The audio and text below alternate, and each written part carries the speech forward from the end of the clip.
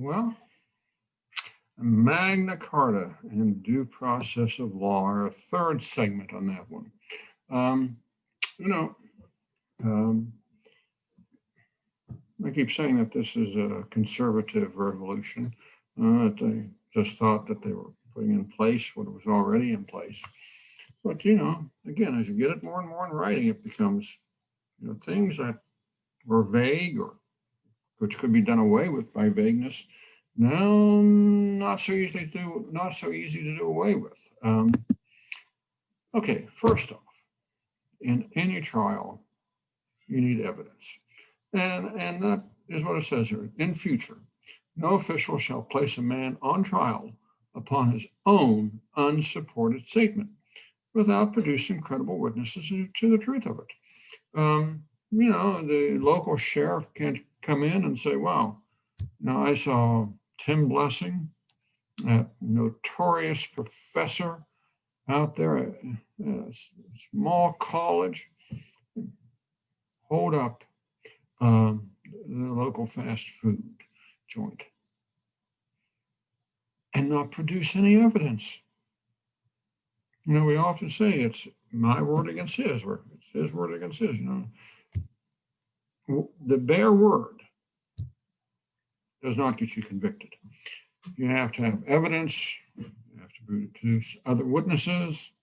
But if you're convicted on one person's word, utterly unsubstantiated, get yourself a new attorney, because this has been your right since 1215 to have evidence produced against you. And so, you should know that. The jury system. Here, no free man shall be seized or imprisoned. Seized means his land taken away from him, or stripped of his rights or possession, or outlawed, or exiled, that is, tossed out of the kingdom, or deprived of his standing in any way, nor will we proceed with force against him, or send others to do so, except by the lawful judgment of his equals, or by the law of the land. So guess what?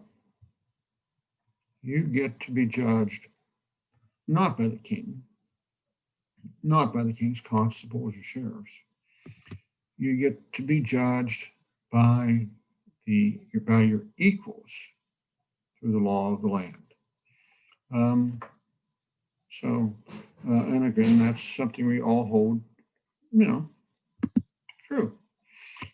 A professional judiciary. Notice I underlined the word professional. King John agrees to. We will appoint as justices, constables, sheriffs, or other officials, only men that know the law of the realm and are minded to keep it well. Well, that's pretty straightforward. An attorney is an officer of the court. If you get convicted and you can show that your attorney didn't know what they were doing, then you get a new trial.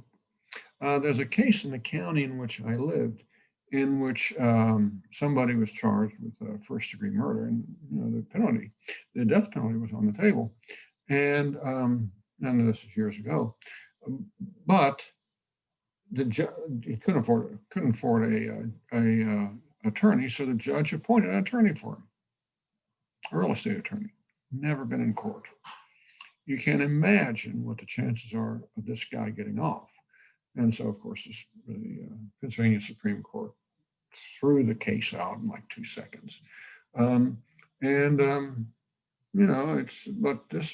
have the right to have a qualified judge, qualified attorney, qualified everything. And if you don't, you can and should appeal. And finally, beyond social class. Now, there are serfs. So, and maybe a little slavery, kind of hard to tell back there.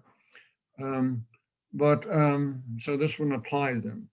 But, it might apply to serfs to some degree. All these customs and liberties that we have granted shall be observed in our kingdom, insofar concerns our relations with our subjects. So that the king would be talking about the barons, the greater barons.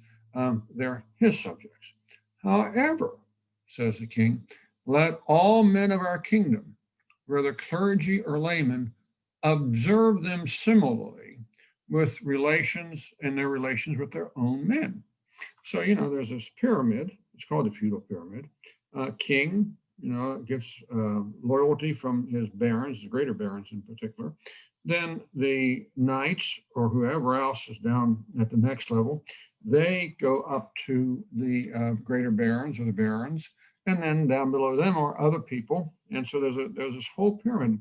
Everybody, in essence, belongs to somebody. That was one of the first questions that people had to settle when they went to court was, who did you belong to? And by belong to, I don't mean in the sense of slavery, not in terms of ownership, but you belonged somewhere in that pyramid under somebody else. And so Magna Carta makes it very clear that everybody in that pyramid, maybe even down to the serf level.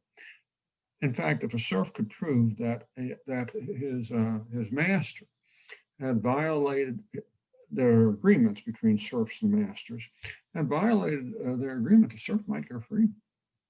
So this was the idea of due process of law gets a mighty push from Magna Carta. Anyway, okay, so everybody take care out there. Stay safe, stay calm, and above all, stay healthy.